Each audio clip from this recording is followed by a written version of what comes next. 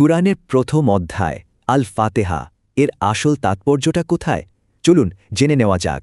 ভাবুন তো, মাত্র 7টা ছোট আয়াত কিভাবে একটা পুরো বিশ্বাসের মূল ভিত্তি হতে পারে। আল ফাতিহার আক্ষরিক মানে হল সূচনাকারী, আর একে বলা হয় কোরআনের শ্রেষ্ঠ সূরা। ইবাদতের এতটাই কেন্দ্রের অবস্থান যে এর আরেক নাম আসসালাহ অর্থাৎ নামাজ। আসলে নামাজ শুদ্ধ হওয়ার জন্য আল ফাতিহা পাঠ করাটা একটা প্রধান শর্ত। এমনকি এই সূরা ছাড়া পড়া যে কোনো নামাজই অসম্পূর্ণ বা বাতিল বলে ধরা হয়। নামাজের বাইরেও এর গুরুত্ব অনেক। এর আরেক নাম উম্মুল কিতাব বা গ্রন্থের জননী, কারণ বলা হয় এটা পুরো কোরআনের মূল অর্থ আর রহস্য নিজের মধ্যে ধারণ করে আছে। সূরা ফাতিহা কিন্তু শুধু পাঠ করা হয় না, এটা স্রষ্টার সাথে এক দারুণ কথোপকথন।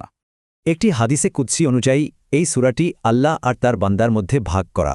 যখন বান্দা আল্লাহর প্রশংসা করে, আল্লাহ জবাবে বলেন, আমার বান্দা আমার প্রশংসা করেছে। আর প্রার্থনার জবাবে তিনি বলেন, বান্দা যা চেয়েছে সেটাই সে পাবে।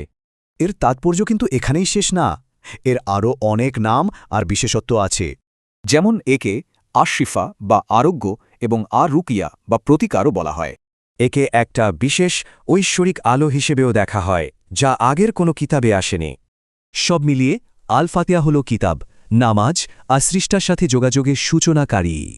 কিন্তু একটা প্রশ্ন থেকে যায়, কি সেই সরল পথ যার জন্য রোজ প্রার্থনা করা হয়?